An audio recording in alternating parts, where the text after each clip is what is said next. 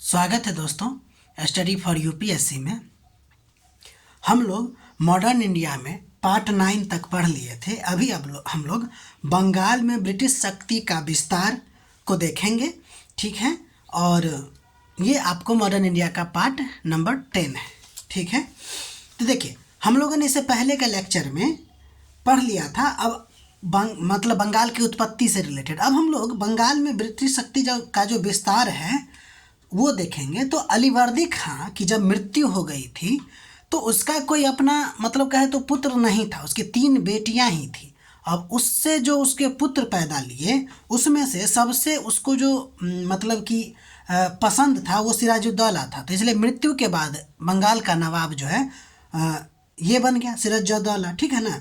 लेकिन हुआ क्या कि शौकत जंग और जो घसीटी बेगम थे दोनों सिराजुद्दौला के विरुद्ध षड्यंत्र करने लगे, ठीक है। फलतः हुआ ये कि सिराजुद्दौला मनिहारी के युद्ध में शौकत जंग को पराजित किया, ठीक है, 1756 में। और इधर देखिए क्या हुआ कि क्योंकि ये शासक बना और उसके बाद ही इसको बहुत ज़्यादा प्रॉब्लम झेलना पड़ गया। और इधर आपको सप्तवर्षीय युद्ध का खतरा पहले से ही चल रहा था। तो इस आशंका को लेकर अंग्रेज और फ्रांसीसी जो है वो क्या कर लिए, आपको दुर्गीकरण करना शुरू कर दिया था। देखिए, कर्नाटक का युद्ध उस समय चल ही रहा था। आप इतिहास को जोड़ने का कोशिश कीजिए, ठीक है।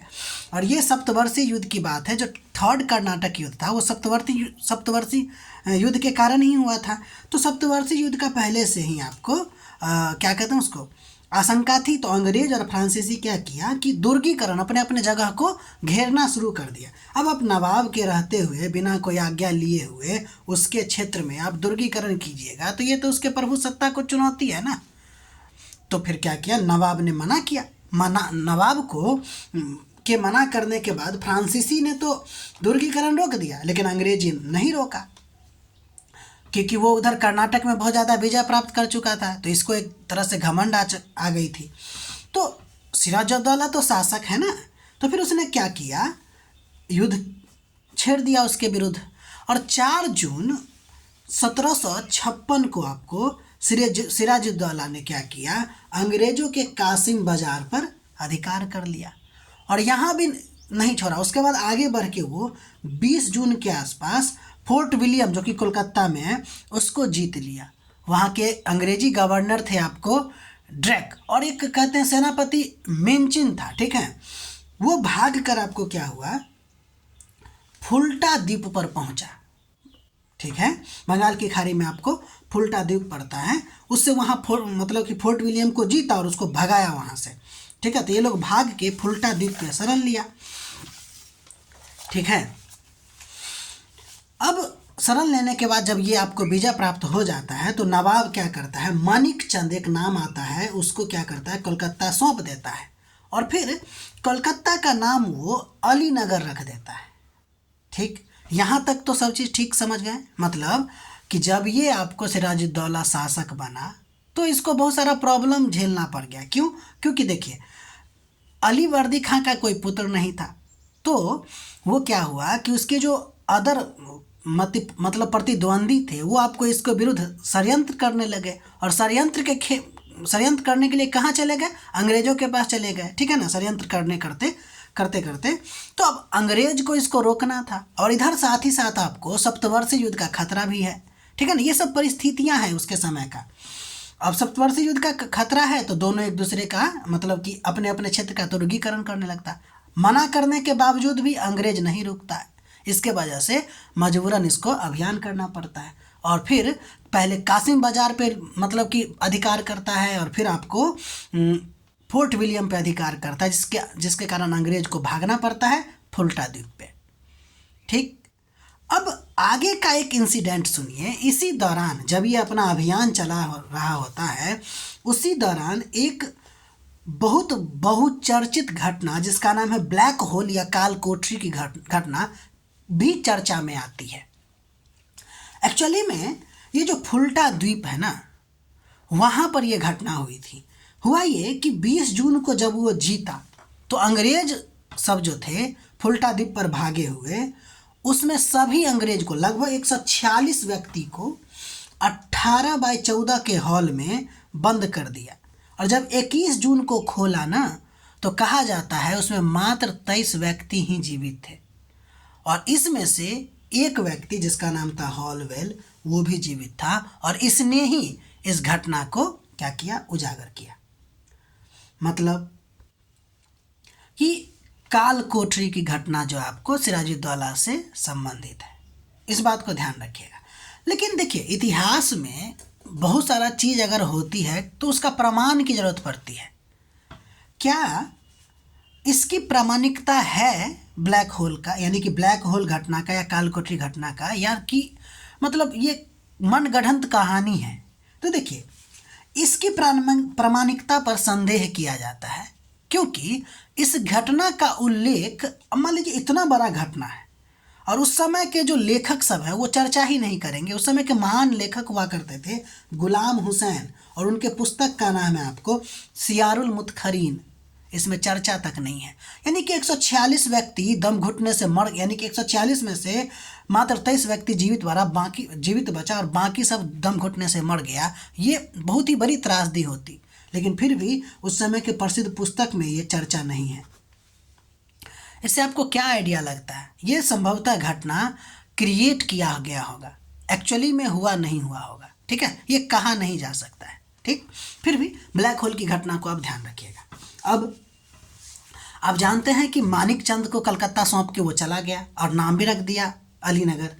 जब यह समाचार मद्रास पहुंचा तो क्लाइव और वाटसन ने क्या किया, एक सशस्त्र सेना के साथ वो आपको क्या हुआ कि कलकत्ता पहुंचा।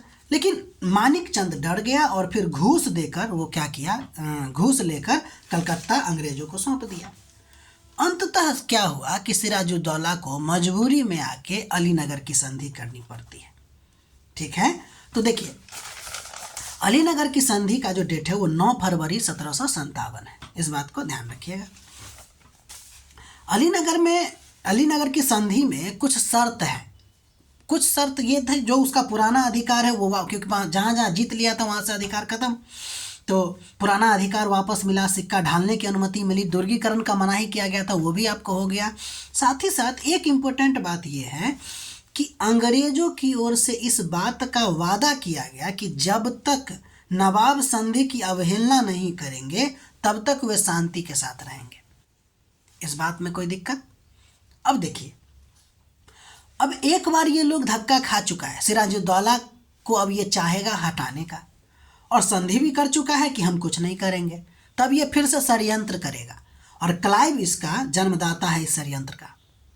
उसने मीर जाफर, जो कि सिराजुद्दौला का सेनापति था, उसको अपने हाथ में लिया। यार लुत्फ, राय दुर्लभ दीवान है, जगत सेठ या जगत सेन, उस समय के बड़े बड़े अमीर वर्ग हैं। ठीक है, और इस सब के साथ क्लाइव षड्यंत्र करता है, जिसको साथ लाने में कहते ना बिचौलिया का काम अमी चंद करता है। और ये सब मिल के आपको एक षड्यंत्र रचता है कि हमको सिराजुद्दौला को हटाना है और मीर जाफर को गद्दी पे बैठाना है। ठीक, अब षड्यंत्र रच चुका है, खेल खेला जा चुका है। अब आरोप की बारी है, क्योंकि आरोप लगाएगा तब ना लड़ेगा, कि वैसे ही मुंह उठा के लड़ने चला जाएगा तो पूछेगा ना कोई कि क्यों लड़ना चाहते हो। तो आरोप लगाया कि भाई आप जो है वो अलीनगर की संधि का पालन नहीं कर रहे हैं और फ्रांसीसियों को आप मदद कर रहे हैं, यानी कि फ्रांसीसियों के साथ मिलके षड्यंत्र कर रहे हैं। ठीक है, ये आरोप लगा और इस आरोप का जवाब देना था। फलतः क्या हुआ, प्लासी का युद्ध हुआ। ठीक है, तो अलीनगर के संधि के बाद आपको प्लासी का युद्ध होता है 23 जून 1757 को। विडंबना देखिए कि क्लाइव के सेना में 950 यूरोपीय, 100 यूरोपीय तोपची था, 500 नाविक और 2100 भारतीय, मात्र इतना सेना। जबकि नवाब में लगभग 50,000 सेना था। लेकिन कहा जाता है कि जितने भी सेना थे सब मुख दर्शक बना रहा, सिर्फ मीर मर्दान और मोहन लाल का जो एक छोटा सा टुकड़ा था वही लड़ा और युद्ध में ही मारा गया। बाकी जो उसका मेन सेनापति था मीर जाफर भाई साहब, वो तो धोखा दे चुके थे, वो लड़े ही नहीं। नौबत ऐसी आ गई कि सिराजुद्दौला को भागना पड़ गया। यहाँ पे एक मजाकिया तौर पे कहा जाता है कि ऊंट से भागा, है ना। अब ये समझने की बात है, मजाक किया जा रहा है क्योंकि पलासी में ऊंट कहाँ से मिलेगी, है ना।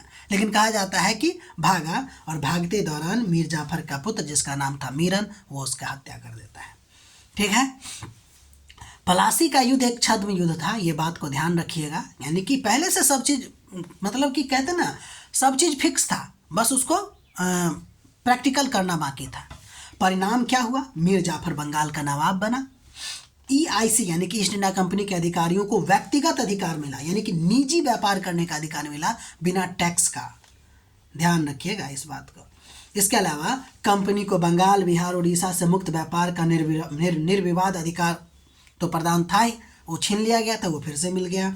और कंपनी को कोलकाता के निकट 24 परगना, ये जगह का नाम है, उसकी जमींदारी मिली। ठीक है। तो ये प्लासी का युद्ध और उसका परिणाम था। आगे हम लोग अभी पढ़ेंगे, हम नोट बना ही रहे हैं अभी मीर जाफर के बारे में, फिर आगे देखेंगे। ठीक है। तो यहाँ तक आप लोग इसका नोट बनाइएगा। हमारा प्रयास अगर आपको अच्छा लग रहा है तो लाइक कीजिएगा, शेयर कीजिएगा, सब्सक्राइब कीजिएगा। मिलते हैं अगले वीडियो में। अपना पढ़ाई कंटिन्यू रखिए।